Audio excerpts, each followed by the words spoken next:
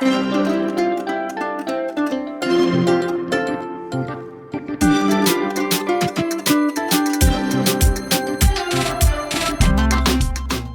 Natalie. I'm Jess. And I'm Hannah. Welcome to the Stride Sisters podcast. On today's episode, it's all about a bucket list experience that both Jess and Natalie have finally checked off during their springtime surprise, the legendary Dead Last Start. That's right, they voluntarily lined up with the balloon ladies at the very back of the pack and lived to tell the tale. Why would anyone choose to dead last start? What was it really like? And will I be brave enough to try it in the future? Stick around. You won't want to miss the laughs, the stories, and maybe even a little friendly peer pressure. So lace up your shoes and step into the magic with us.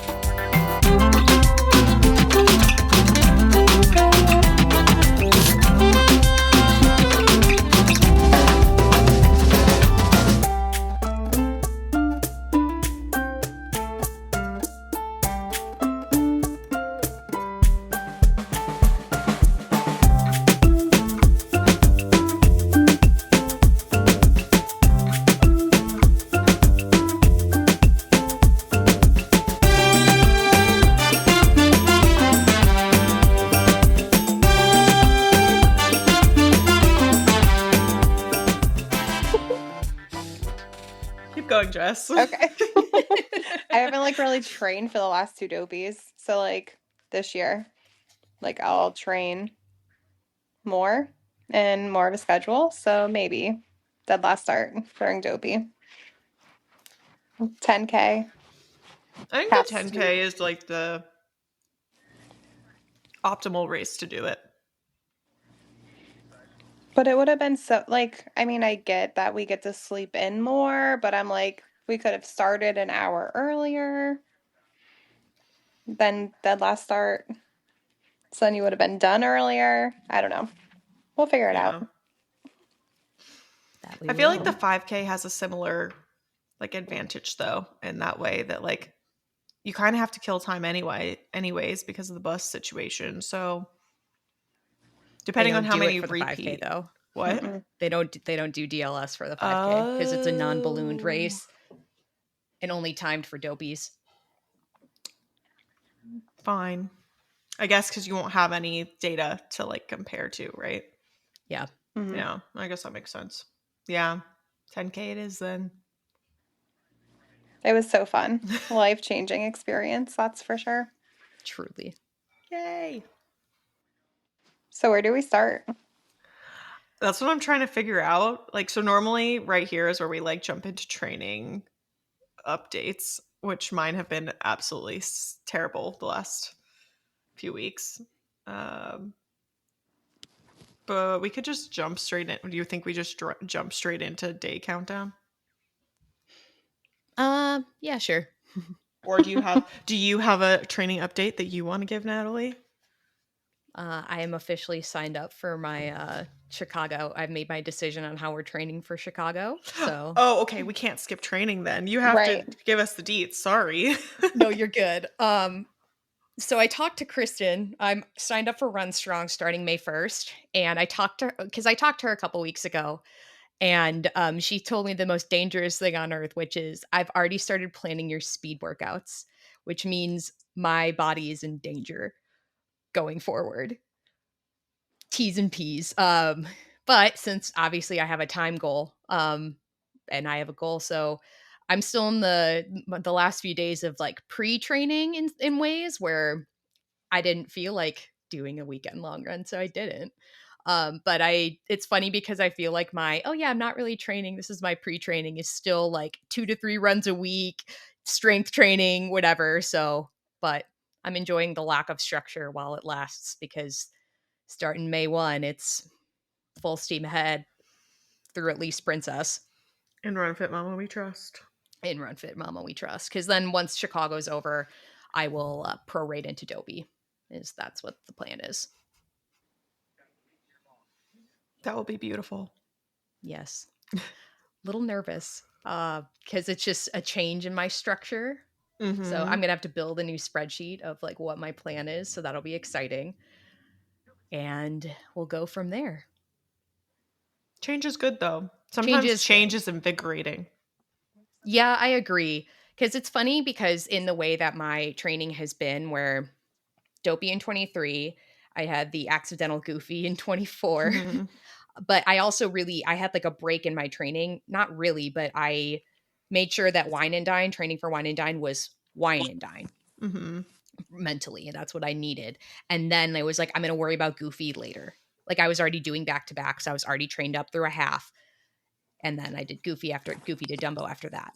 And then Dopey, now I had a full Dopey cycle. And then, so now it's like every other year I get a break, like some sort of like mental break in the season in the training. So I'm hoping for that's helpful, even though Yeah. it's like obviously the extra month on the front end of getting ready for Chicago.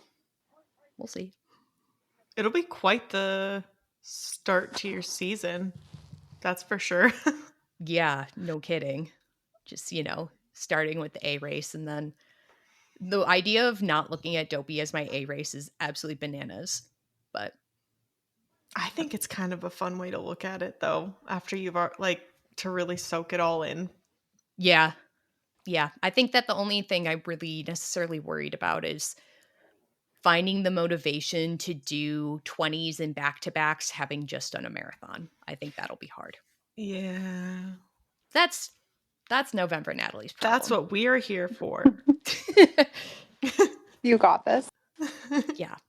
That's later me's problem to worry about. Really it is. I mean, I'm trying to just very much keep Chicago first, and then we'll worry about Dopey when it comes down to it, right? I'll probably do a couple back-to-backs, just even if I don't have to do them for Chicago, just to kind of get my body used to it, so it's less of a violent adjustment to guess what you're doing, 8.5 and 20, and that, or the 4-day sim, woo woo woo. So we'll work through it. What is your plan for level of adherence to Kristen's training when it comes to Chicago? Because when you train for Dopey, you kind of like take the Dopey Strong plan and like adapt it to Galloway. Like you kind of do a mishmash. You don't always follow it to a T. I think I'm trying to lean in and trust the process this time, because had I wanted to start with Galloway, I would have already been on week 5 of training. Whoa. Yeah. So I've been running enough that like that wouldn't be that scary, but because then also over the summer, like when we got to 7 for in summer, I wasn't ready to be there because I was just sick for like right before that. So I was like, I'm gonna go to the 5.5 and we're gonna just stop there. Or like, that's where Galloway was at. So that's kind of where I started mishmashing it. But I am trying to kind of lean in more and very much again trust the process in a lot of ways. And because I have to rebuild the spreadsheet because Kristen mostly bases it off of Galloway. It's just that she doesn't go to 26. I don't go to 26 either, and kind of builds up a little bit differently. But yeah, I'm going to trust the process. Narrator later. No. I believe in you. You've got this. How's your training been going, Jess? Do you have any updates you'd like to share? No training. I did an easy mile last week, and that's about it. But I got the 100-mile challenge with Dopey Strong. I did that. I'm on my feet a lot for work, so I get like 3-4 miles in a day. Wow. Yeah. I have the most sedentary of lives sitting in front of my desk all day. Yeah. But I have also not been training, and I'm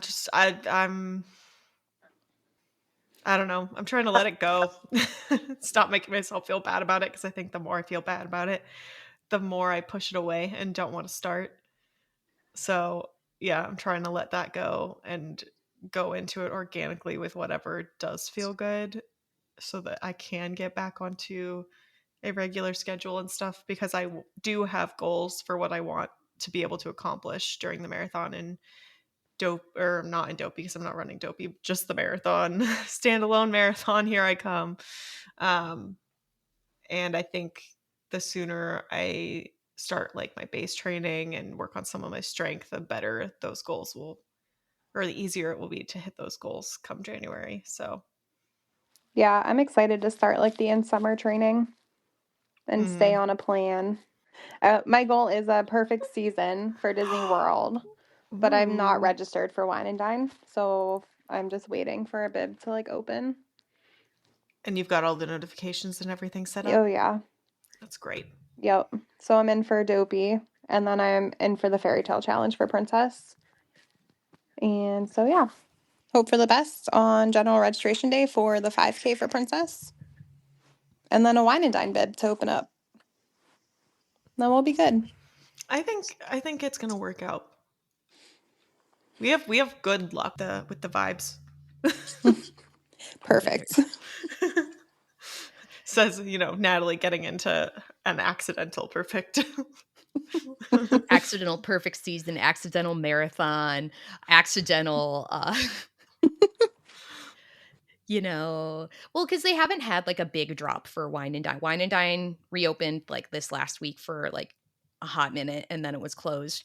And then they haven't done like a bigger drop yet, though, which I Mhm. would expect a little bit later in the summer. Maybe not like late in the summer, but Mhm. within the summer months. So Yeah. I'm excited for them to start rolling out the virtual. Like, it completely sold out. Virtual is completely sold out at this point Okay, but for how the does a summer. virtual race sell out?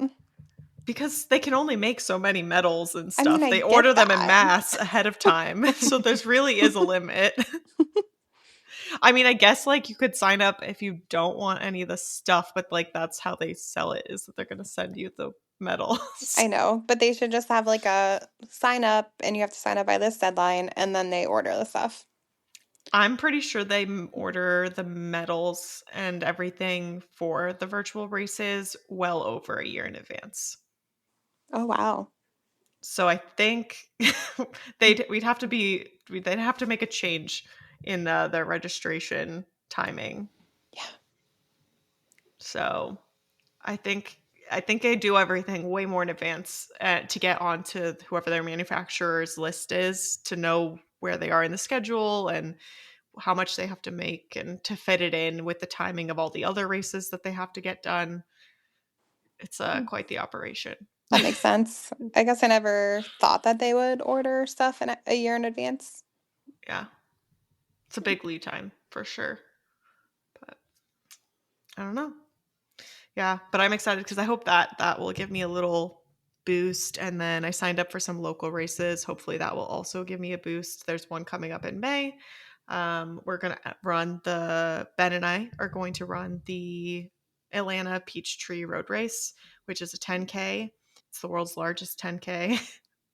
And we've lived here now for 4 summers and never done it, because we didn't last year. Last year I just waited too long to register, but the other years we had gone out of town. So this year we're going to get it done. It's like, if you live in Atlanta, it's iconic. You have to go. People come in obviously from all over the world for it, but we're very excited to finally take part in that. And then Ben has his eye on, which I haven't registered for it yet, but he has his eye on the Roswell 13.1 half marathon. It's, what is it called? Area 13.1. It's because it's in Roswell, it's alien themed, and it takes place, it's a night race. Starts Oh, at like 9 p.m. or something. ooh. that would kind of be fun Yeah, to so do a night race. I think it will be. They like encourage you to bring headlights. It's not too far from where we live, so it's not like we have to get a hotel or anything. We'll just drive up, drive back. But yeah, and they give you they give you I want to say it's like a 4 or 5 hour time cutoff. It's like Wow. pretty generous for the half, I think, considering it's like, I mean, because it's the nighttime, I guess they can close the roads for longer. There's less traffic you're getting in the way of and stuff. But I think that'll be fun. And then we'll be in full swing of all of the things by then. So here's to maybe getting on track, but in a way that's happy and not guilt ridden. Exactly. Plus, like, we had a big season, and then We you had a lot of did. big, like, you had personal, moving is a dumpster fire Yeah. in the best situations. So try to cut yourself some slack with it. I was talking to one of my coworkers about it, and I was like, I just, for the last month or so, I felt so out of control and everything's felt so chaotic and all this stuff. And she's like, and I was like, I just don't understand why work is so chaotic. And she's like, it's not work, it's your life, and it's bleeding into work. Work has been pretty chill. You're just, you don't have the room for it with everything going on. And I was like, oh, you're so smart. All right, should we jump into those dates? Oh, yes. Okie dokie. We are at 128 days until Disneyland Halloween Half Marathon 2025. We have 177 days until Wine and Dine Half Marathon Weekend 2025. Your your proof of time deadline is this Thursday, May 1st, 2025. So you only got a couple days left. Get it in there. We've got 253 days until Marathon Weekend 2026. Your shirt deadline is June 15th, 2025, and your proof of time deadline is July 1st, 2025. I don't think I've said it ever, but that's Ben's birthday, so we're going to have a big celebration. Woo woo! All right, 275 days until Disneyland Half Marathon Weekend 2026. General registration is today, if you're listening to this on the day of drop. So, yay! I hope that this is helping you feel less chaotic, I guess, or keeping you company through the chaos of a registration. And we wish you the best of luck in getting whatever your heart desires, since it's the last one for a while, maybe. Do we think we're going to crash the website? I would say there's a good chance, since they announced ahead of time that it's going to be the last one. Yeah. Yeah. And if you're sitting here like watching the dwarves on your screen and you just swore loudly, just remember there's a apostrophe in O'Malley, so send your hate mail my way. We don't have a shirt deadline yet. We have it. I just don't have it because I didn't register. So if you know what the shirt deadline is, let a girlie know and I will update that. Got it. All right. And then your proof of time deadline will be August 1st, 2025. We have 303 days until Princess Half Marathon Weekend 2026. Club Run Disney registration is on June 17th, 2025, and general registration is on June 24th, 2025. We have 352 days until Springtime Surprise Weekend 2026, with Club Run Disney registration on July 22nd, 2025, and general registration on July 29th, 2025. Natalie, do you have some Disney news for us? Oh, I sure do. Might as well start with the elephant in the room. And we got some news about the future of Run Disney out at Disneyland. So after, and this was widely speculated by a lot of people that this would be the case, but after Disneyland Half Marathon Weekend in 26, Run Disney events out at Disneyland are going to go on hiatus due to construction. So sad. Wah, wah. There's going to be a big send-off, though. Yeah, they had some really good themes for with the themes being as good as they are for the send-off. But it's definitely a bummer to see them go so soon. I know there's a lot of questions, especially because they said that they were going to establish legacy status for the Halloween half. And now they kind of can't.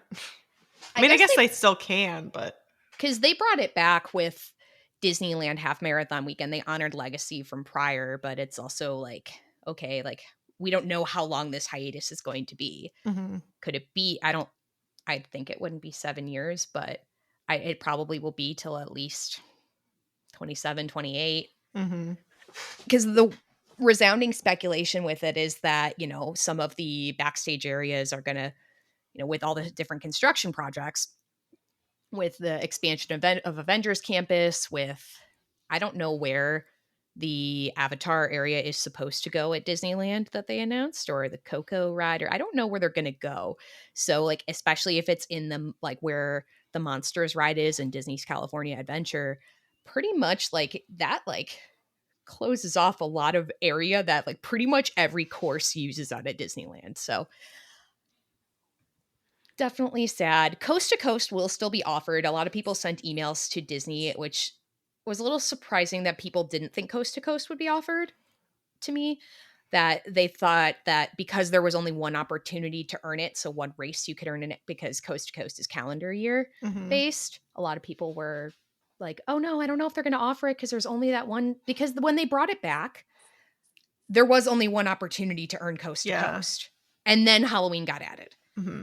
So they had the 2 tracks of the 2 different medals, but it was one track. It was one opportunity, one Disneyland race to get it. So definitely a bummer. I definitely feel for a lot of people out on the West Coast who that was their easier opportunity to get to a Disney race.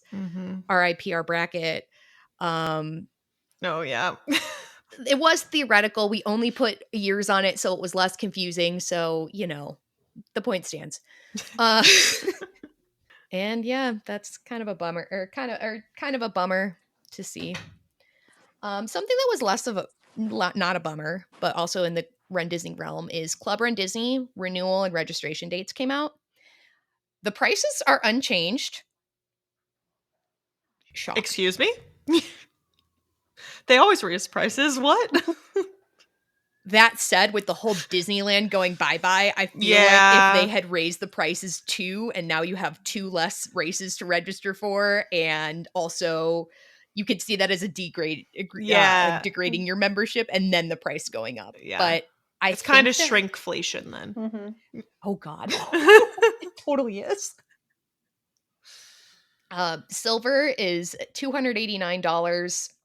Silver, we'll go do a later episode just on Club Run Disney in general, but you don't get for the silver membership, you get your member kit, you get tier 1 pricing on races, your bibs say Club Run Disney on there, but you don't get any of basically the biggest benefit of silver is that you can renew or upgrade your membership before the general public gets to. Gold is $635. It's everything silver gets plus an opportunity to purchase a guaranteed race registration per weekend before races go on sale and early expo merchandise access. This is where I am. Life is good. I like my gold level. Platinum is $993.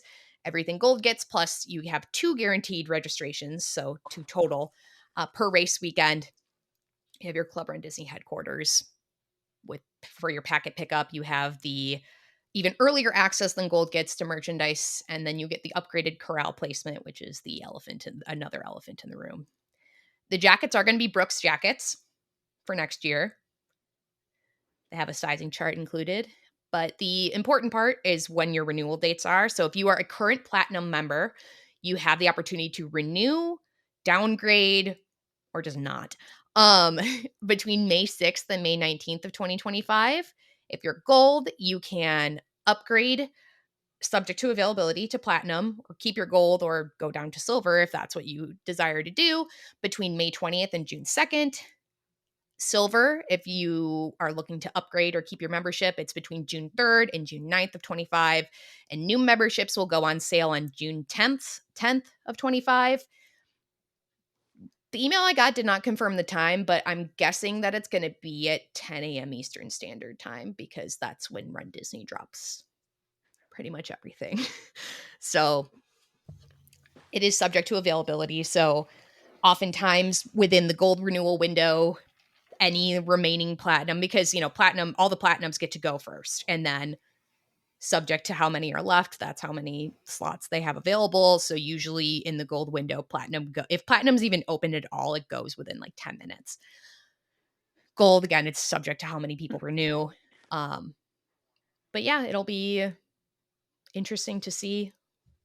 I'm excited for the Brooks jackets. I actually really love my Club Run Disney jackets, all of the ones I've gotten. I use them all the time. So I'll be excited to get the Brooks jacket with it. I'll be interested to see if the Brooks lives up to the previous. I mean, so far everyone's like their Brooks shirts, and you really like your Brooks shirts. So I imagine the jackets will be just as amazing. Yeah. I'm hearing a lot of good feedback, and I like mine. I know there's some people who are like the fit. Some people are saying they fit big for the Brooks shirts. I feel like it's just a good, because I know everyone, maybe it's because everybody said that Brooke's shirts would fit small, that like when they fit like pretty true to size, that everyone, that like people think that they're a little bigger. It's just because they don't have the tapered out. I know I said this, but like they don't have like the tapered out thing. So which I really like, um, for the women's cut, because I never get the women's cut. Me either. No, I normally get the men's, but I switched to women's same, for spring. same, because mine was not optional, so I just hoped for the best.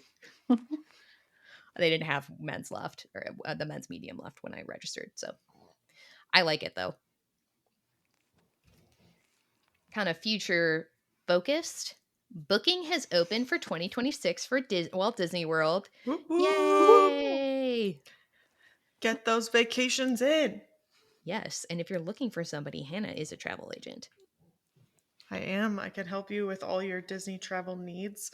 Also, if you're looking for that place down the street, we could also help you there. And anything else you could dream up, pretty much. So there's quite a bit on the horizon. The booking window is through October, so if you're looking for Christmas, it's not quite open yet, but you can book for Marathon Weekend, Princess, or Springtime. So any of our Run Disney races. Unsure about Wine and Dine at this moment, but should be coming up soon. There are lower pricing on the tickets. Did not change for next year, but upper end saw an increase. I don't know what your notes mean, Natalie. Okay, so I guess like the minimum price, like because Disney tiers their price by the end of the, or by the part of the year. So like what your base level is. So say, I don't know off the top of my head what this is, but like your Animal Kingdom tickets, say that it's like 100, or your one day tickets like 100 something dollars. That didn't go up. Your high end, that did increase.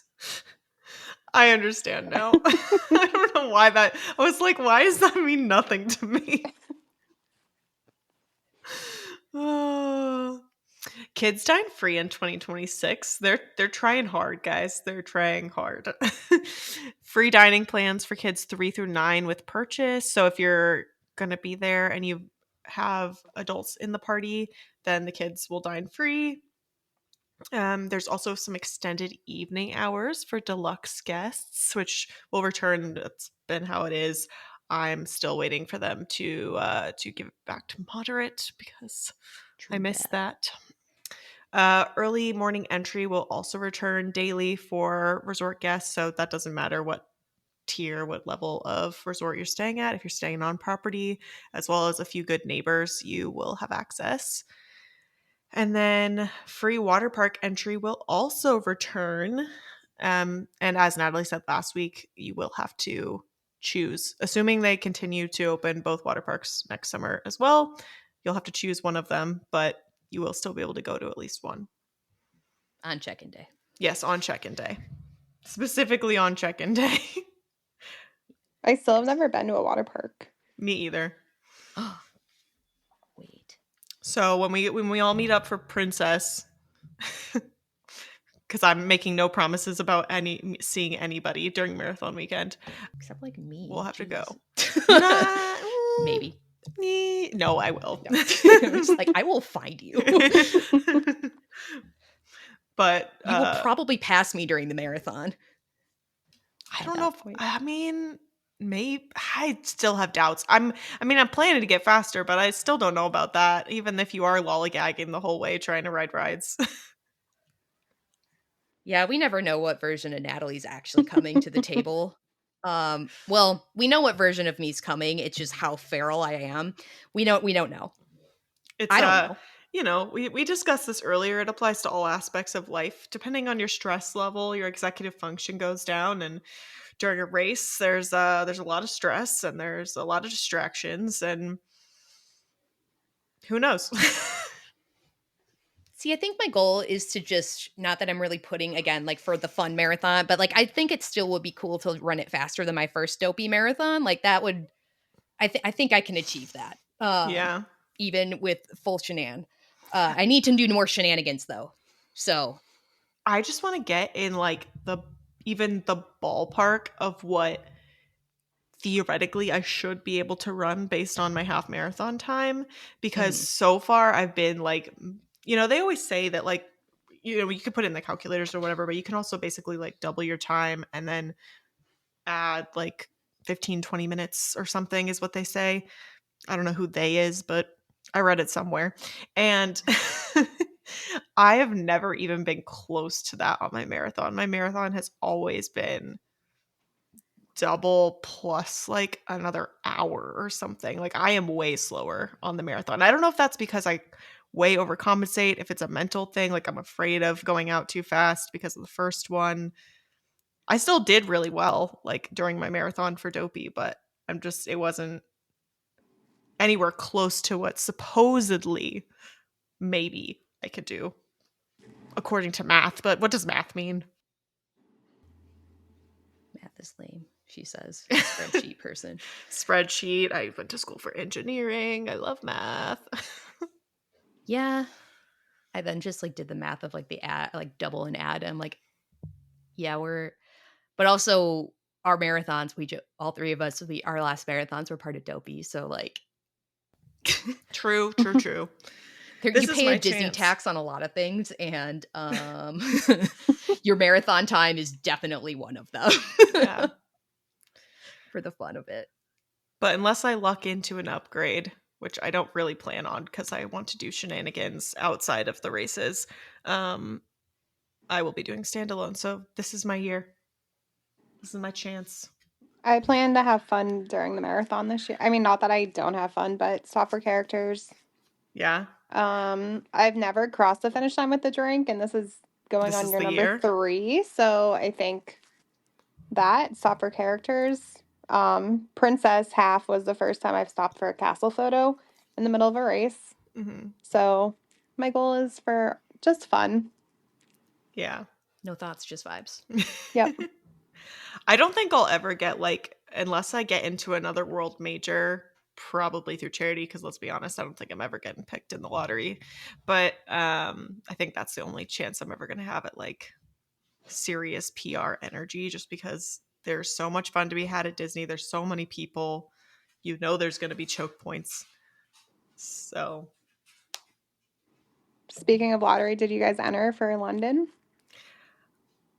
you still have like 2 more days if you want to get into the lottery, and I have not yet. I'm still fiddle-faddling, as Molly would put it, on whether or not to do it.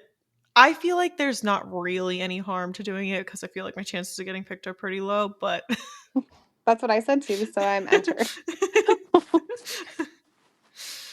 But I have to ask Ben, because if I do it and don't also register him without asking, he'll be upset because I did that once. I fiddle-faddled last year, another mammoth clubism, but I fiddle-faddled last year and then I missed the deadline. So I think I'm just going to do it this year. I mean, I think last year, what were they, like 800,000 applicants or something? There was one of them that was like, so the odds of getting selected are so low, and T's and P's for me, if for some reason that is me, God, that'll be 3 marathons in What 6 a months. season. God. No, there's no way. There's no way it actually happens. Yeah. Narrator. If it gets anywhere close to, I think it was New York, but I read an article this year that you have a better, like statistically, not actually, but like acceptance rating. You have a better, Harvard has a higher acceptance rating than the marathon lottery. Yeah, I think London's one of the most brutal ones with that too. I think that's because I think Chicago is actually one of the ones where it's the most like it's one of the most accessible, but it's getting worse every year. Yeah. This is why I say, unless I commit to charity, which I want to run Boston someday, but I'm pretty sure the only way I'm ever going to get in, because I don't anticipate ever being qualifier speed, and then you still aren't guaranteed to get in, is probably through charity. So I should probably start saving now so that I can afford the charity registration, because I just don't know if within that kind of time window I could raise that much that quickly. I'm very committed to a cause. Like, I have no problem asking, but that's a lot to do in like a short period of time for someone who's not like a professional fundraiser, I guess. I don't know. KG killed it. I don't know how she does it. She is the queen of fundraising, so she'll have to give all the tips. Because I was talking to somebody recently, they're like, oh, like, I'm almost done with my Chicago fundraising. I'm less than 250 to go. So I'm pretty much done. Girl math says. But yeah, so I'm very, very grateful to everybody who has contributed to that. But I was like thinking, I was like, because my boss brought up, he was like, oh, like, he's like, have you like made like some sort of thing so people will definitely donate at work? I'm thinking, and I like didn't say it, but I was like, well, I'm done almost. I did say that, but I was like, I need to save my goodwill for the day that I do want to run Boston. I need to save the goodwill for then.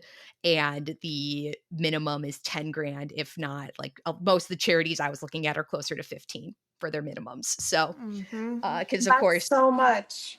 yeah, it's definitely a lot. It's like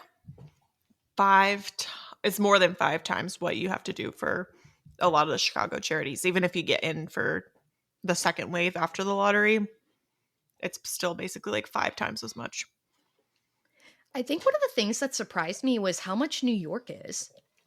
New York is a lot too. But there's a lot more ways to get in.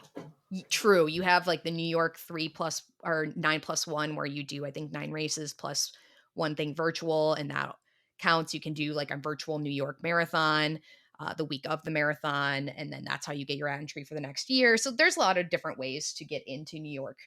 But I remember being surprised how much, because I don't know, I think I had three grand in my head for the New York minimum, and that's not the case. That's, I think, most of the ones. And again, now that I'm like, I don't know, I was Googling this not that long ago, so it's 6 months after, I don't even remember when they called the lottery, but it's after the lottery got called. It's 6 months to it, so I know that minimums go up. So yeah, we'll see. Last piece of Disney news, though, back to that. On the topic of VIP pass holder days this summer, we got some more news about what that entails. There's a pass holder lounge inside of Restaurant Marrakesh in Morocco between May 14th to July 13th. It'll be open 11 to 7. Complimentary snacks and water, places to charge your phone, an exclusive AP button, and some photo opportunities. They did not elaborate on what those exactly are, if that means characters, if it means just like photo pass type things. You'll have 40% off at select restaurants on weekdays, which this blew my mind. So from May 14th to June 30th, boat rides at Port Orleans, Cape May Cafe just for dinner, so not the character breakfast, Hollywood and Vine, which is a Hollywood Studios. Cape May is at Beach Club. Toledo, which is at Coronado Springs, and Tusker House, 40% off weekdays. Through the whole month of July, so the 1st to the 31st, Ale and Compass for breakfast and lunch, not dinner. Coral Reef, the Diamond Horseshoe, Tiffin's, and Whispering Canyon Cafe, all 40% off for pass holders. That's such a great deal. Yeah. Especially character dining, like at Tusker House being included, that's wild. I want to go there. I've never been to any of those restaurants. Ooh. What would you, if you had to pick one of them, which one would you go to? I feel like Tusker House. And then what was the one at Beach Club? Cape May Cafe. Is that good? I've gone there for breakfast more recently. I know people love the dinner. I think, is that the place that had the really good crab legs? I think it would be there. It would make Sebastian's. Sense. Yeah. It would be there or Sebastian's at Caribbean Beach. But I liked the breakfast there. I think the more unique options were pretty good. And then everybody is, well, not that it applies to breakfast, but for the discount. But they were all in their cutie, like, summery outfits. So, like, Minnie had this cute little sundress on. Goofy was ready to go to the pool. But that's so cute. Super cute. And then the Disney Store has a discount between June 2nd and June 20th. You'll have to be logged in like through your annual pass. So like it has to be like linked to that. You can't just like use a code. There is a code WDW20, but the Disney Store being like Shop Disney, like your online retailers, which they rarely kind of do discounts for pass holders on. Don't tell me this. I shouldn't get mad at you. I literally get the emails and I got the notifications, but don't tell me this. Get your costume planning on. If you're looking for ears or something or a different magic band.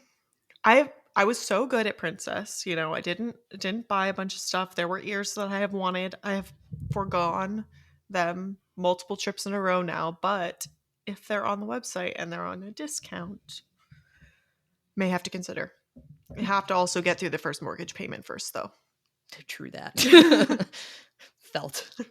I found that getting your hair braided for race weekends will prevent you from buying ears. Because Oh, true. Because they don't fit. Right. Interesting. That is girl math. Roughly how much does getting your hair braided cost versus a pair of ears?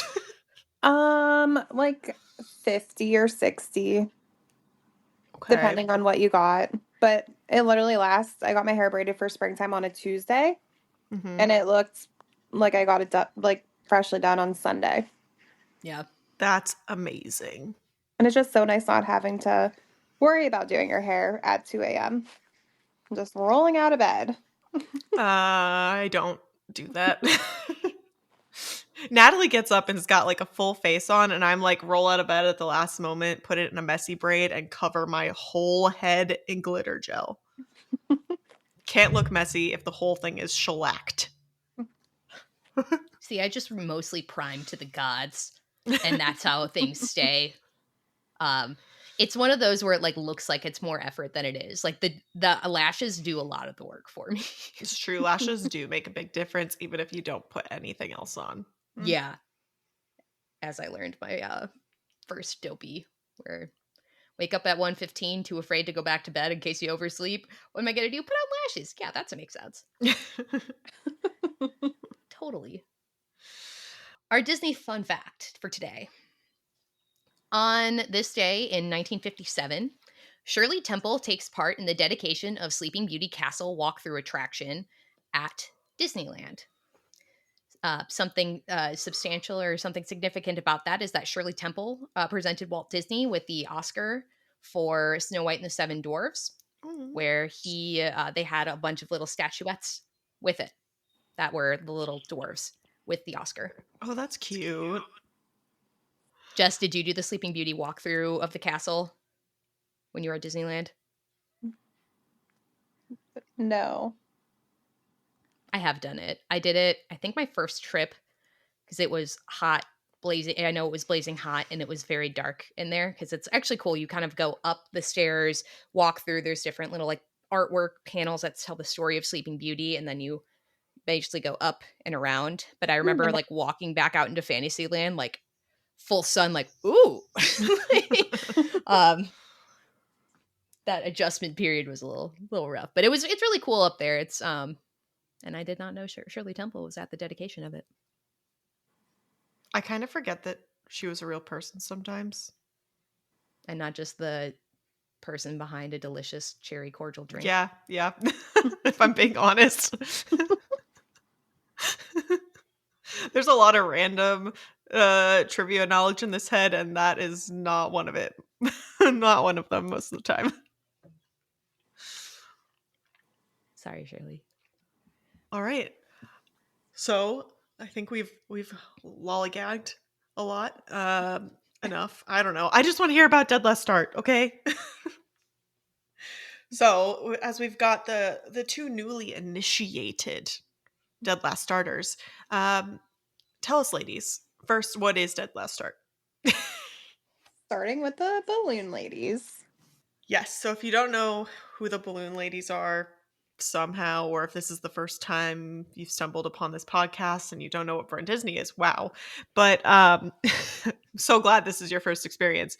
The balloon ladies are kind of like an honorary marker of the end of a runDisney race. There are official pacers behind them on bikes that actually sweep people, but they maintain the 16-minute mile pace at the end of each race, and they wear balloons tied to them, so they're very easy to spot. And as I'm sure Jess and Natalie are going to tell you, there's no reason to be scared. But many people are. Including me before doing this. Why did you decide to do it? To get over my fear. My friend Megan actually did it for Princess for the 10K. And she's like, this was so fun. Like, I'm going to do it every 10K. And then one weekend, I think the weekend that I also convinced Natalie to do it,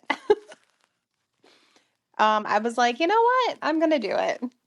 First standalone 10K for the springtime because I did not do any other race that weekend. So I was like, you know what? Let's just do it.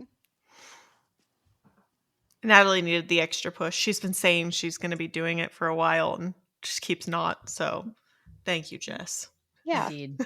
The sacrifice to the but yeah, I had always thought I was going to do it. And then when I had mentally prepared myself for my POT to not be accepted, I'm like, well, if I'm going to be in the last corral anyway, like it's going to be fine. Like I might as well just DLS. And then my bib number told me that I was probably going to be fine, and or like I was probably going to get my POT corral. And then Jess posted, and I was at one of my best friend's weddings, where I was a groomswoman, and I see that like Jess is like, I was like, should I do it for the plot? Wake up the next morning to like, you're like her, like, yes, you should. I'm like, oh shit. I was like, you know what? With a little liquid courage in me, I thought it was a good idea. So It was a good idea. for the plot. For the plot. It was a good idea regardless. I agree. It was good because then, my Chicago team, like it's the runDisney villains take Chicago. That's because it's a group of mostly dead last start people. So, I felt like I kind of needed to earn the villain moniker in a way. So I've been saying that for months of I need to do it eventually. So eventually came. Tell us about that morning. Can I just say I was in Corral A for the first time ever? And you gave it up? Sure did. Yeah. Wow. I almost cried actually, like getting my bib at the expo, and I was like, of course I'm dead last starting today or this race. But It's all for the fun. and it was fun. It was worth it. All right, so did you guys actually do it like together? Like did you stick together through the race? It was like tag. Yeah. Oh, okay. Little leapfrog tag action. So what you do for DLS is they call it Corral V, which is outside the last corral. Everybody will meet up and join up. You kind of just hover outside there, and then all of a sudden more and more people start appearing. And you just kind of sit and wait. I felt like that was like the biggest thing that was odd is that like it is not only has the race started and I'm not in my corral, but like I'm like not gonna be in a corral for a while. That sounds anxiety inducing. Just no. Just the waiting. I'm not very good at waiting. So I don't know. Oh, and it was a very long wait too because you didn't want to there was like a group photo costume that I missed. But also I did not give 100% of my costume for a group thing because I was like anxious all week about dead last starting, so I just wasn't like focused. But yeah, we definitely could have got there later, but it was just like standing there waiting, hanging out. We got a speech if it was your first time.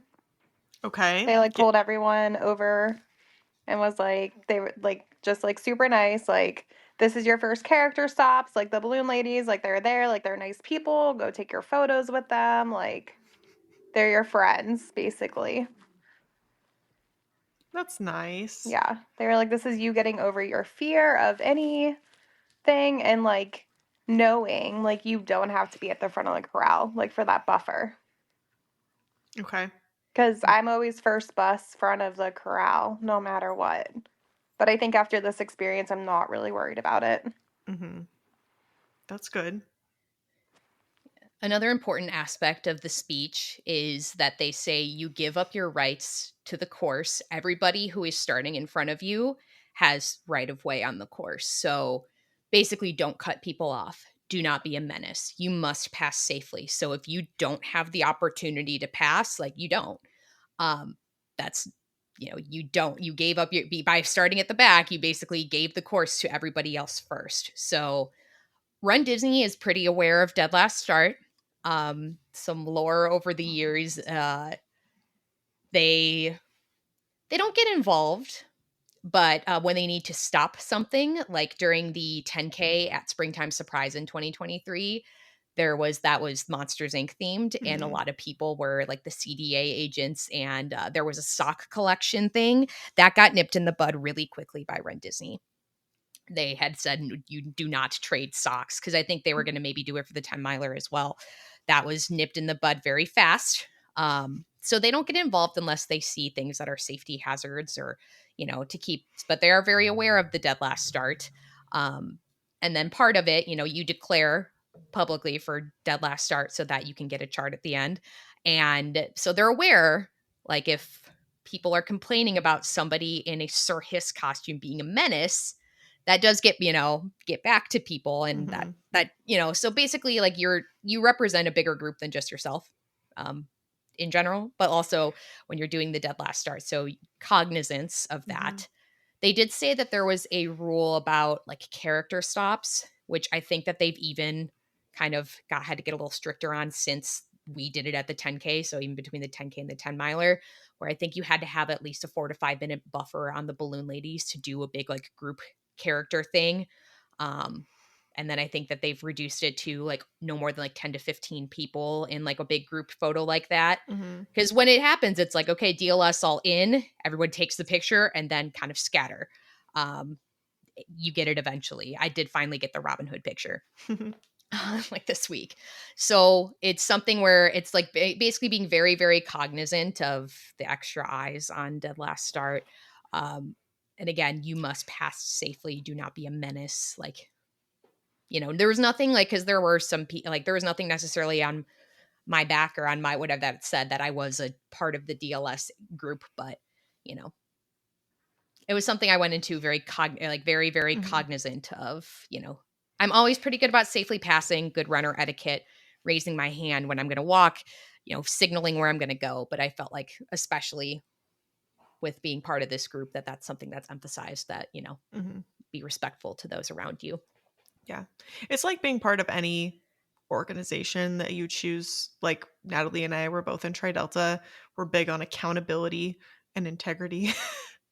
And it's about, you know, doing what you're supposed to do regardless of, like, you're not identified. Like you said, there's nothing on you that says you're participating, but because you belong to another group, you want to represent them well.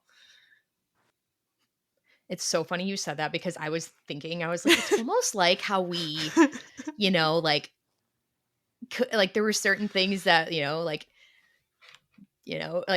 not even when you're wearing your letters, but that was Mhm. so funny, because I was thinking of, like, don't be a menace because you represent, like, oh man, that's Don't funny. do something stupid because you represent an organization, regardless of, like, whether, you're actually, like, at an An event event. or whatnot. Like, you still have to do that. But it's the same thing with sports in high school. Like, if we traveled for a sporting event and you stayed at the hotel, like, you might not be wearing your jersey while you're, hanging out at the breakfast area, but you're still representing your school or whatever. So, anywho, be a good person.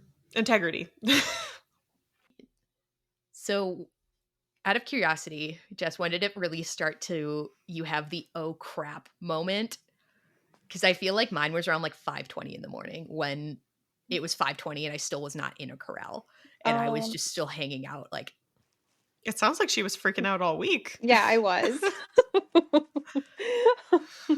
I definitely was, but I think it definitely hit me when when the corral started going.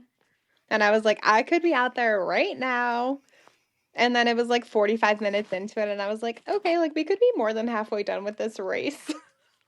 But we're still standing here. Like we weren't even in the corrals. We were like outside, like by the porta potties, like in that like open area of the parking lot.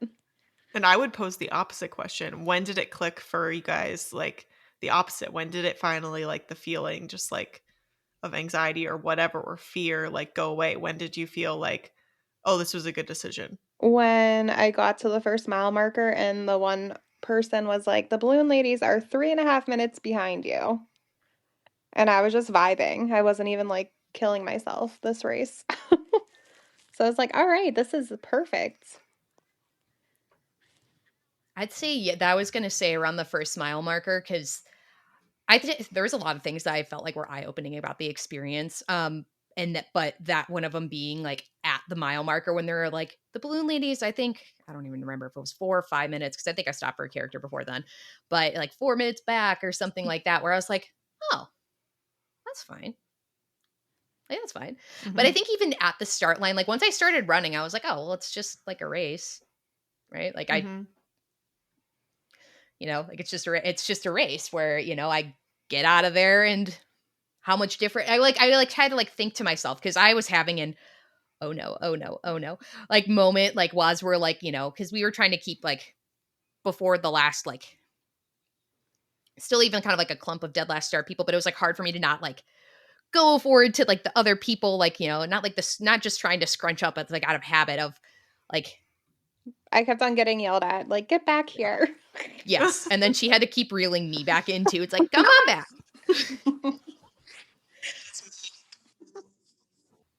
And it was just cool, like, seeing just everyone able to be released to the race, like, before us. Like, I would have never thought I would be that person to start when I did.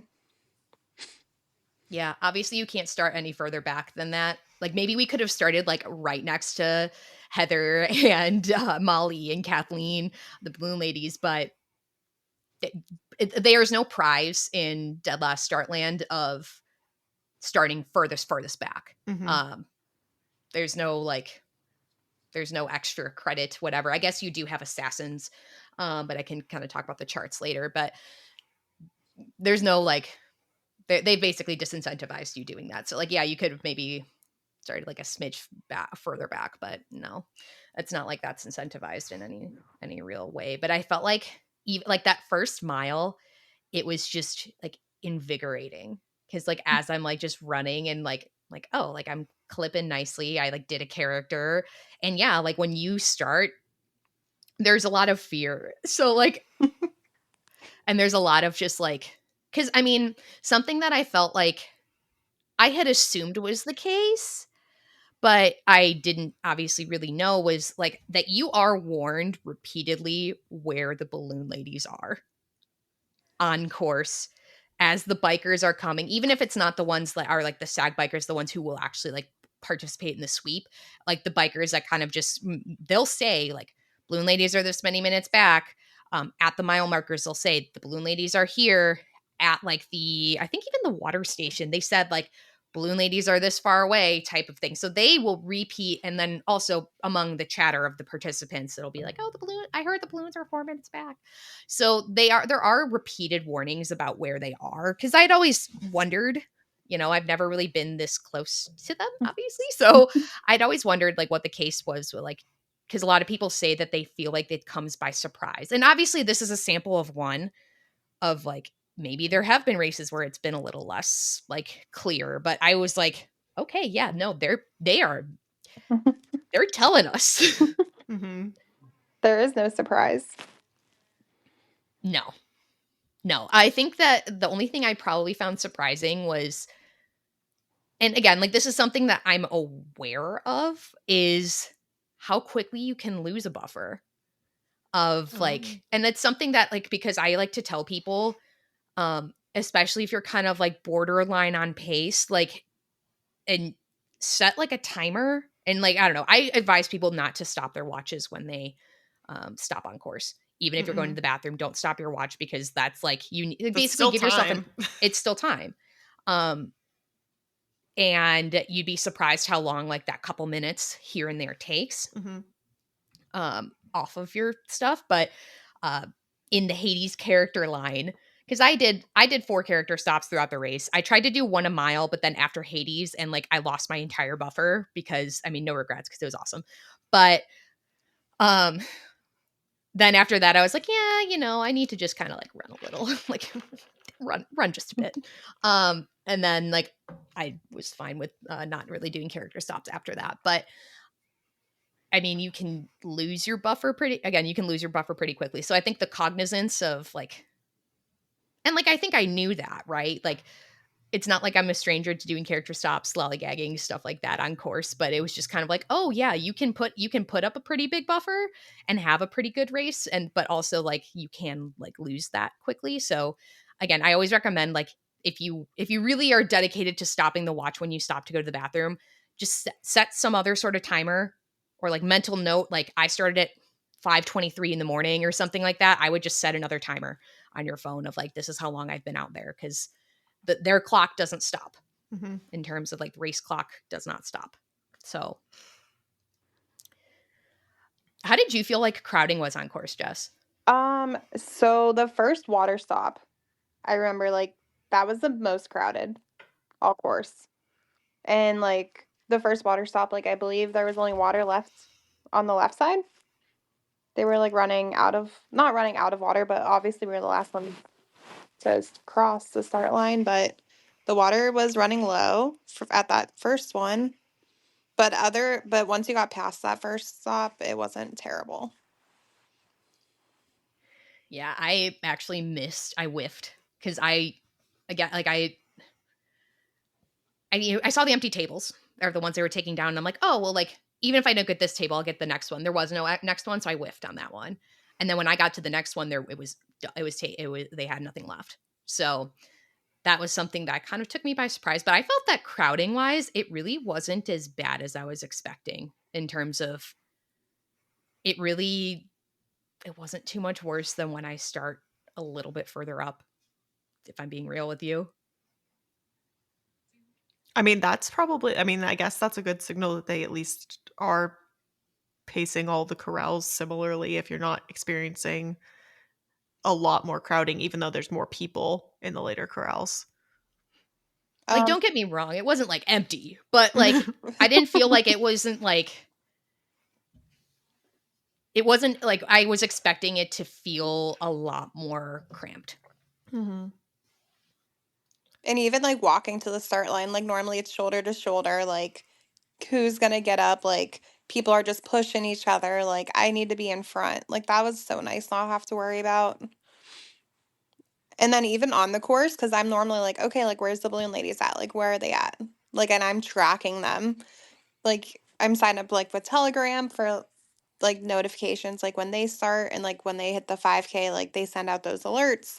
But like this time, like I wasn't even worried.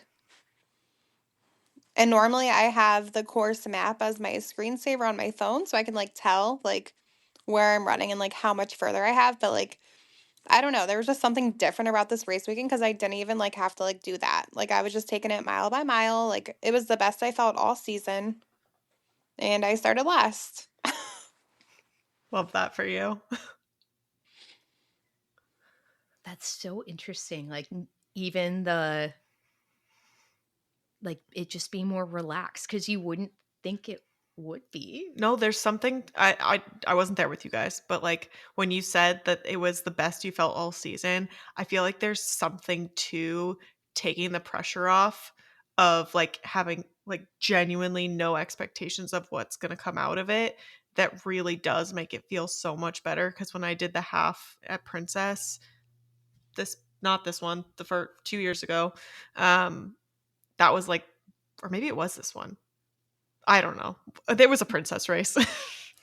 I didn't dead last start, but it was the first time I said like I was just gonna like take it easy. I didn't want to get hurt. I'm just gonna like run. I stopped for characters. I did all the things, and it was the best I had ever felt in a race. And I think it genuinely comes down to how much like stress you put onto yourself. And I put a lot of stress on myself, but I'm like, it's a 16-minute mile that they're doing, so like we'll be fine. It's funny because during the race, it kind of unlocked my inner competitor. What? Obviously, oh yeah, shock. Obviously, considering I did character stops and whatnot, like I really wasn't trying to like hoof it too much, but it was kind of like one of those like, oh well, like I can pass that other person. That's another person for me to pass. And then obviously, like when you stop for a character and you wait in like a 10-minute long line for Hades, it's like, oh bye.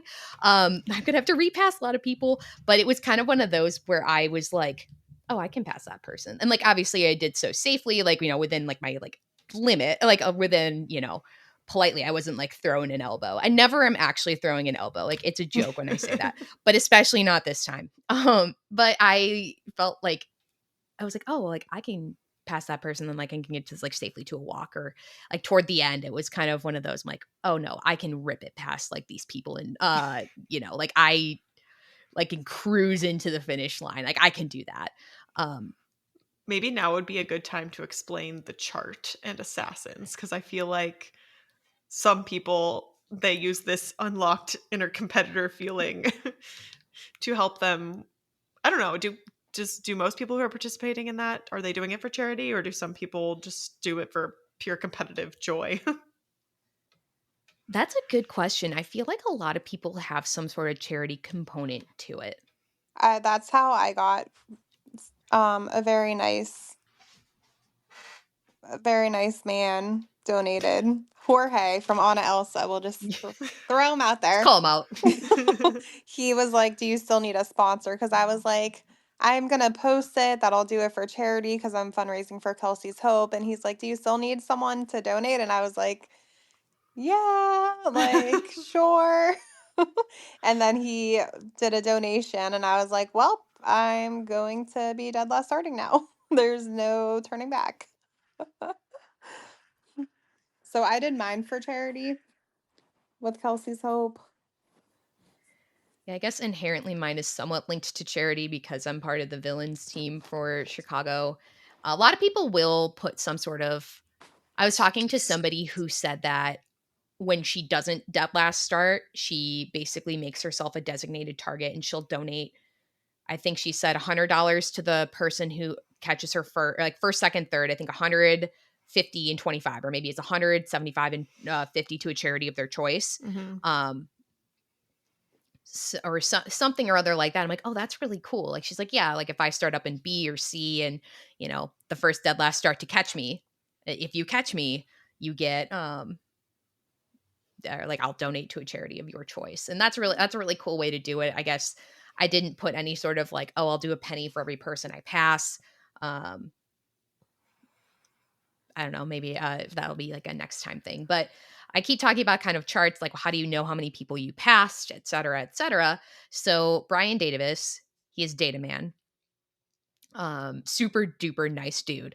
If you've ever had a chance to meet him. I have met him in person. He wasn't at Springtime, but he does the Dead Last Start narration thread on Facebook. So it's super funny to like follow along even when I'm not even participating in a race of what the different shenanigans are. But he'll put together you declare on a thread that you want or that you're dead last starting, and then he'll put together like a chart. He takes all the data, and then you have kills, which are people that you pass. Assassins are people who pass you. And it's this cool like chart, and it kind of shows like with the waves and how all that goes out. So it's funny because when I am like really lollygagging on a course, I'm like, wow, I've probably gotten so many charts. I've probably like contributed to so many kills for other people, like because so many people have passed me. But yeah, so I never thought in high school, if you had told me how much joy statistics would bring me in my adult life, because I love his posts. I love a Data Man post Me so too. much. Just in general, the way he answers questions, he's so funny. And just the way he just goes through and just parses out data, especially like his like recap of, like his like believability index for course cheating and whatnot. I always look every marathon weekend. I got to see if Eggshells participated. And for the lore of this is that there's somebody who I guess has cut the course on the last 10 or some way has cheated the course in the last 10 marathons. If not giving it to I think that their thing now is that they just start in Animal Kingdom, so they only hit the 20-mile marker, which is crazy. And I don't know why you would continue to sign up if you're doing that. Like maybe they literally just want to get called out as eggshells. Maybe they know, and that's but there's their so goal. many people. That's another episode. Yeah, This year's shenanigan post was, he had to do it in multiple parts. It was so long. Yeah. Absolutely entirely wild. Here's where integrity would be Yep. clutch for all these people Big walking fans. around with the marathon medal. Yeah. It's crazy. But I have so many questions about eggshells. Particularly like to the point where like he doesn't ever name it. He'll never name somebody. He just makes up a nickname of sorts, and he makes it pretty much as like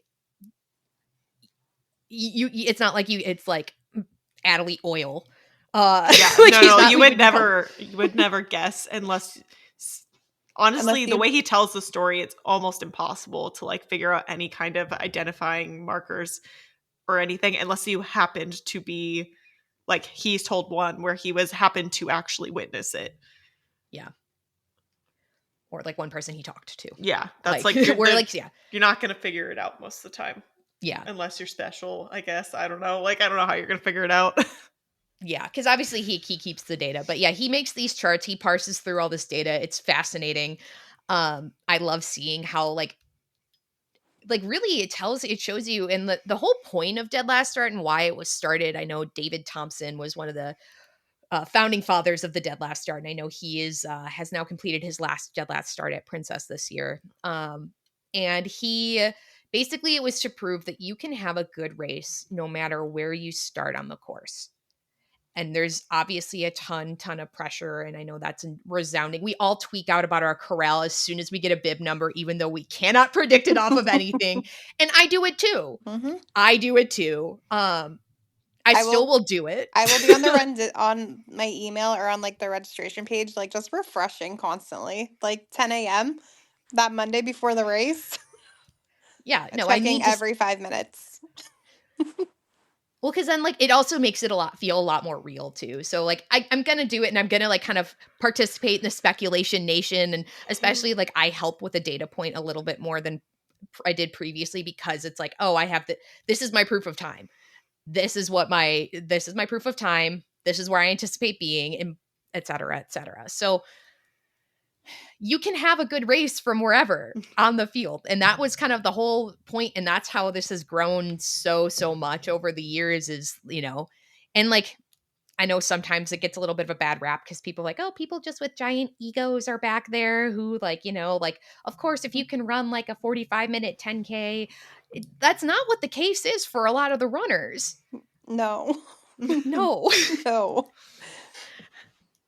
I definitely can't run a 45-minute 10K. No, absolutely not. In my dreams.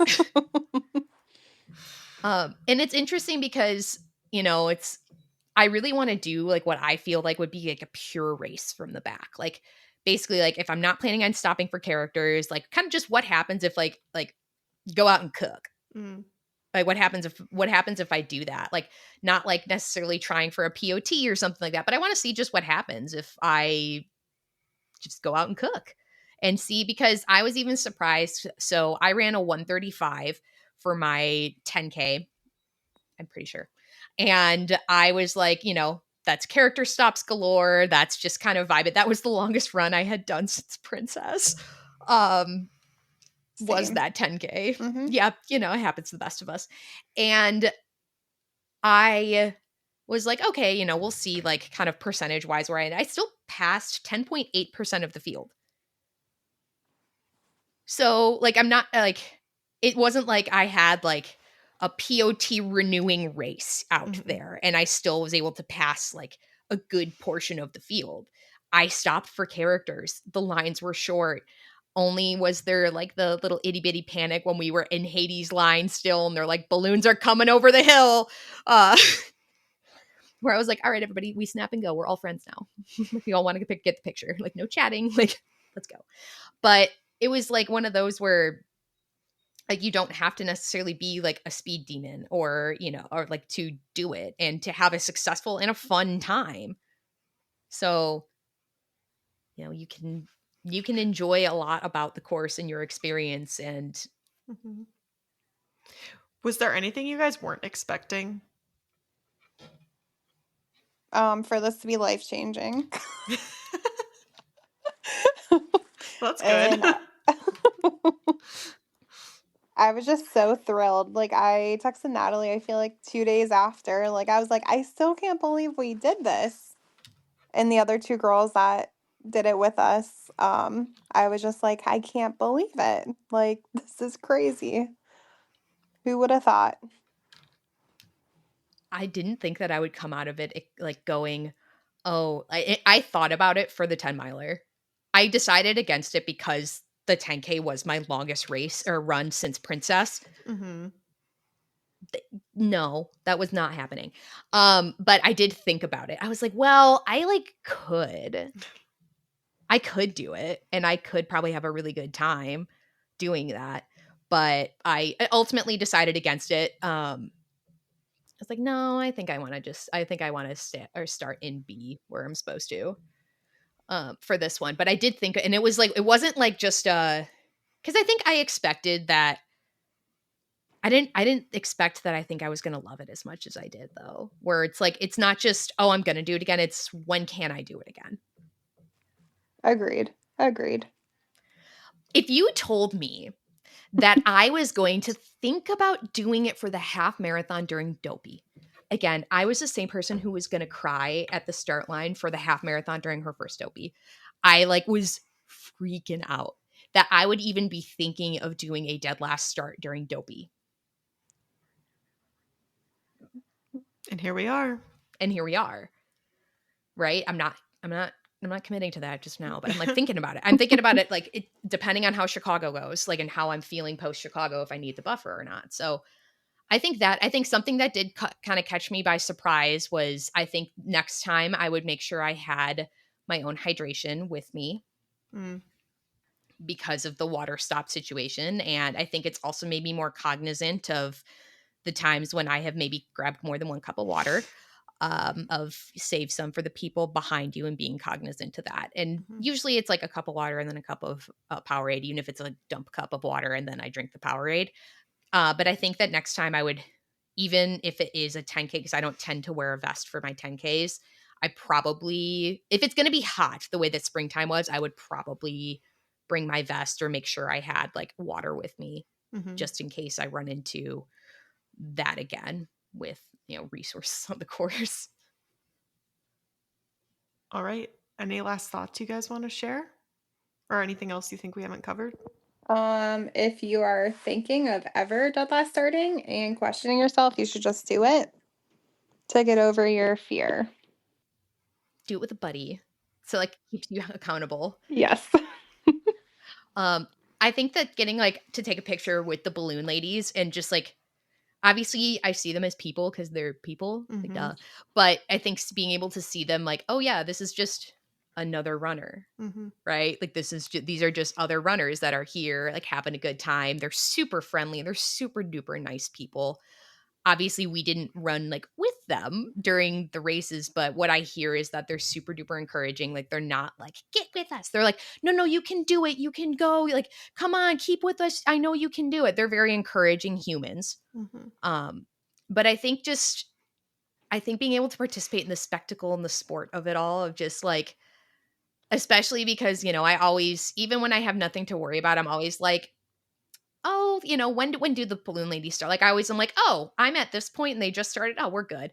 But it was kind of funny being that point, right? I had a friend who was further up ahead that was just it was really nice to know you hadn't started yet. And when you started, they started probably a minute after, or in the same wave as you. So because you go off in the last wave, it was kind of nice that I knew that until you were on the course, there was nothing to worry about, that they hadn't started yet. So, yeah, I'd say that if you're thinking about doing it, definitely try it. I'd say 10K is a really good distance to try it with if you're confident and comfortable in your 10K. I think that it's a really good community. Everyone was so friendly, so nice. Again, the best runner etiquette I felt like I saw on course was other dead last starters were really good about signaling, really good about raising their hand when they were going to walk and whatnot. So I thought that, I don't know, it was an incredible experience, and really just it made me view the race in such a different way. Mhm. So this been the season of looking at things differently, and this definitely it made me look at everything so differently of like, oh, well, building the buffer mile or over mile, and like, oh, like I don't need to have like the best race of my life. Like I was perfectly fine for the 10 miler the next day. Like I was maybe a little more sore than I usually am after a 10K because I like in the time parts that I was running, I was like running. But like I wasn't like, I was not taking marathon pace here for myself. But so Hannah, would you do, knowing what you know now, Uh-huh. would you do a dead last start? Yes, absolutely. I want to decide which one I want to do it for based on, like, obviously you said I can't do it for the 5K marathon weekend, so that's out. I feel like I'm more likely to do it like Princess when it's just us and I don't have um Ben also on vacation with me because I don't want it to impact like him. I want him to make his own choice about what he wants to do for the race, but I also Mhm. don't want it to impact like because he's a grown adult. He can run whatever he wants. We don't have to run together. Um, but I also like don't want it to impact if we have park plans or something.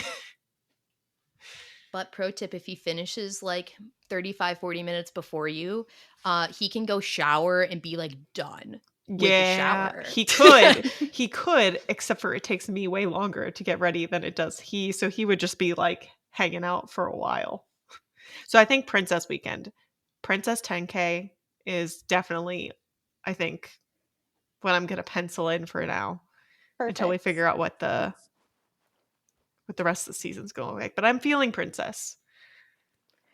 I think that's a good one too because of character wise. Like this will be your third princess if you're gonna do all three races and stuff like that. Like I feel like princess in the ways that it's also like usually a pretty good one to try to like go for time because if you have duplicate princesses between or like oh I just got them at marathon weekend or oh I just got them last year like I don't need to stop for that like you feel like Hmm. you're missing out on less. Yeah. Because I think that was also something I kind of worried about. I was like, oh, it's a Hercules race. But I stopped for characters. Hmm. Next time I want to make sure I do stop once a mile or, well, I want to run like the pure race. I do I want to run like a pure race from the back, but I also want to like, oh, I can stop for the characters. You want to hear a weird goal that I have that I could literally do anytime, but I never do? Let's I, hear it. I want to stop at every single mile marker and actually take a photo. I've never done it. Same. Oh, I don't know if it's just because, like, definitely when I first started, I didn't do it because I was paranoid the first race that I could even finish it. I almost like puked before we even started the race because I was so like, this is a bad idea. Why are we doing this? Oh my goodness.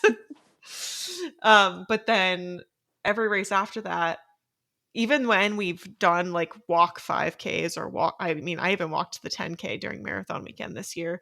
I still haven't done it because there's either like a lot of people or I think I start like to forget in the longer races. I just straight up like don't have the brain power anymore. But I would like to accomplish that this coming season. And I think if I'm already doing DLS as well, like that could be a good goal during that time. I love it. I've never done it either for all of them I because take it's, photos of the mile marker, not with it, not a selfie. Mm-hmm.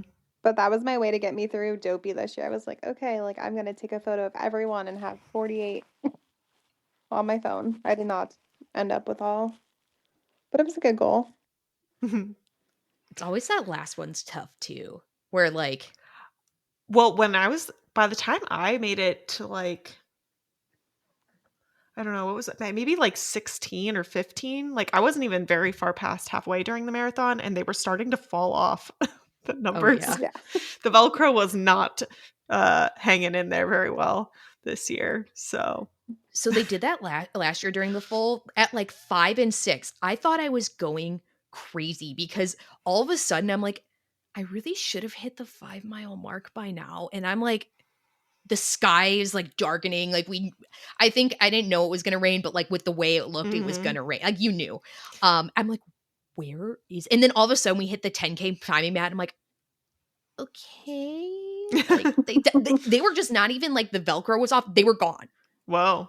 It was weird. It That was really like, would have messed with my head. it totally did. I'm like, oh my God, this is the world's longest mile that I've been in. I feel like I've been in this mile for 20 minutes. It definitely messed with my head too. Now we're just on a tangent. But during, was it the marathon or the half this year where they had the 20K twice? But it wasn't The full, really twice. It was like on either side, but it was it was very confusing. it was the full in the TTC parking lot Yeah. where it was, I was like, okay, so like, which is it? Yeah, Because which one is 20K? I was hoping it's the later one because that means I'm like a little bit more accurate on where this thing is. I was trying to figure out how far off my watch was. Yeah, and I was in like the twilight zone of like, that was like my really fast 5K that I suffered for later. So I especially was like, oh yeah, because I was like, I'll hoof it to 20K. I'm like, but which is the real one? Mm-hmm. All right, I guess I'm still going. Oops, whoopsies. But yeah, it was definitely, that's like that's funny because I've never done that either. Like I've literally done every character stop on a course, but I have not gotten every mile marker, including for 5Ks where like there's only 3 to get. Yeah. I think we should all pencil in Princess. And I know that Rise and Run already did the whole like Buzz Lightyear aliens thing for springtime, right? Or is that what they're doing for marathon? It's marathon weekend. I don't know. They got it penciled in. Natalie and I have also had the idea to do a group costume of that for a long time. We've just been holding it in. But we think it would be really cute to have everyone dressed up as like targets from the ride. Yes. So like if we did this combined with Dead Last Start, Natalie and I could be like with the guns, with the laser blasters on course, and we could be the quote unquote assassins and try and catch everyone from the community on course. That would be fun. That would be cool. Would be so good. And it's like the easiest costume ever if you want to be a little alien, and then like we could order like a ton of targets, or like they'd be super easy to craft with just like foam and paint. Yeah, or just cardboard. Yeah, or cardboard. And get glow sticks to go around the target. Yes! See? All right, I'm pencil. No, I'm not. This is a pen. We're writing it in pen. Which makes it even more legit because you can't erase it. Yep. Not as firm as stone, but, you know, pretty close. That we are going to DLS 10K Princess, and the community is dressing up in a group costume of aliens. Wait, I love that. Because a lot of people will probably, if they are overlap with Rise and Run, like they'll have the alien costume and like we just figure something out for the targets. Wait, I love this. Jess, are you in? I'm in. So in. Oh my God, that'll be so fun. Yeah. That'll be so fun. Obviously, I'm a Buzz Lightyear stan in the first place. Plus, will the ride be open yet? Probably not yet. Yeah, so we got to make up for the fact that the ride's not open. We have to make our own ride during the race. Yes. Yes, be the ride. Oh my gosh. See, I know myself well enough to know that like even with this much lead time, like I'm not gonna craft like a Buzz Lightyear like the ride vehicle. It's not gonna happen. I'm gonna start crafting for you. Okay, well yeah, I'll just commission you to do that and send time and materials funding for that. And you know, that works. But you're gonna like, pay me in friendship. Yeah. But like, yeah, that would be so, because I guess one thing with Dead Last Start is they've gone away from like the pew pew. I think runDisney does not like when you make the pew pew. Yeah. When you pass people, they do not like that. I will say again, one other thing I kind of forgot about is that if there's shenanigans to be had on a course, the Dead Last Start people find them. Like the cake bake shop opened at 7 a.m. And a lot of people went in to get cake during the 10K. Like that would be so fun just to do once. Oh, absolutely. We should combine a scavenger hunt aspect to it. So you're not only searching for alien targets, you're searching for things on course. I'm going to make this so fun and way too complicated. Way too complicated. That's just the MO here. That's just the Emma, just like unnecessarily complicated, but unique. For sure. Pure chaos. Absolute, entirely chaotic.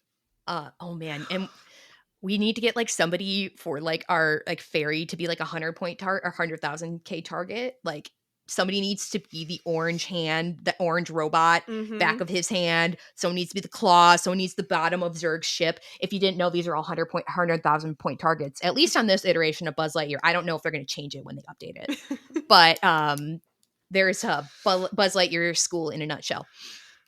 But we could like have somebody who is like starting in like C or like B, like P, like, because there are certain people who they have designated targets as part of the Dead Last Start game.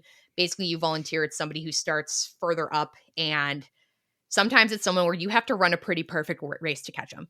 Like I know the 2:15 pacers for a half are usually designated targets because to start from the back and catch the 2:15 pacers, you have to run a pretty perfect race. That's wild. So that's it is. I couldn't imagine, but people have done it. It's hard to do. I'm gonna put a link to a Google sign up form or something. Claim your spot now. Yes. If you don't feel like you feel it, I mean, everyone can do DLS, I think, but if you don't quite feel like you're there yet, but you want to participate in the fun, you should be the bottom of Zurg's ship, right underneath the pitiful. But you're not pitiful. You're beautiful. You're wonderful. But yeah, if there's shenanigans to be had, there's the DLS people. I mean, obviously, the most famous being Brandon, Mr. Hash Browns, and the Great Hash Brown Gate of Marathon 2024. But yeah, people. I mean, I watched people go into Cake Bake Shop. I'm like, that is so smart to go, get in, get water if they miss the water stop, or people who got cake. Yeah, and these are other people's stories of different shenanigans. Like somebody said that they went down the slide at the boardwalk pool during the marathon. I read that. I was like, oh my gosh. I didn't even know that was possible. She said it was a little less fun running wet for the rest of the marathon, like the last 2 miles, but that's camp. That is camp. I can't get behind it, but good for her. Yeah. Yeah, I guess if you're staying at the boardwalk, why not? Right? Like... That's camp. The idea of, or like people who go to Dinosaur for rides, which that won't be possible really anymore, but not just your standard off the beaten path rides, or people who time their Guardians Lightning Lane. So I know like a lot of things. And again, like a lot of people have a really big heart. I want to say that this isn't, again, just for the game. A lot of people, I don't know, like, I mean, I guess not as good a time as ever is that the villains team, we surpassed $100,000 for American Cancer Society for the Chicago Marathon this week. That's amazing. So, and we really were all kind of like, I don't know, we were donating to each other's. It's like, just a couple bucks here and there to just get over, because it was like we wanted to see it happen. So there's a lot of good that comes out of the community. There's a lot of, it's not, again, just like ego driven, like people, like in a way, obviously, like no more than any other runner, but a lot of good. They've raised a ton of money. I know that some of the villains, I like frequently see, it's like, oh, I saw someone with a villain thing. They helped this person across the start line who had taken a fall, or like the finish line who had taken a fall. It's like, yeah, no, it's the villains, quote unquote, but it's the people who, have really biggest hearts, and like with the racing, and who've raised money for people to get a new hand cycle when theirs was destroyed in flooding. People who really spearheaded when one of the balloon ladies' son passed away last year, and they spearheaded a donation campaign for a charity fundraiser that like about organ donation.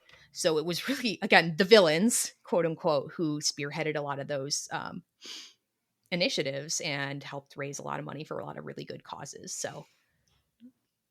And if you want to donate to a cause, we'll have both Jess and Natalie's charities linked in the description or in the show notes or whatever it is we call it now. Thanks for listening.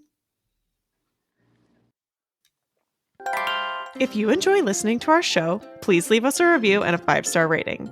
We love reading your reviews out loud, and you might even be featured on a future podcast episode. We have a community spotlight on our Instagram at Stride Sisters Podcast if you want to be featured for a Medal Monday, Finish Line Friday, or any accomplishment you want to celebrate. Send us a picture via our social media platforms or our email. And to continue the fun, join us on our Facebook page. All the ways to connect with us can be found in our show notes. Thanks for listening. Until our next adventure, we're wishing you endless miles of magic and memories. See you next time.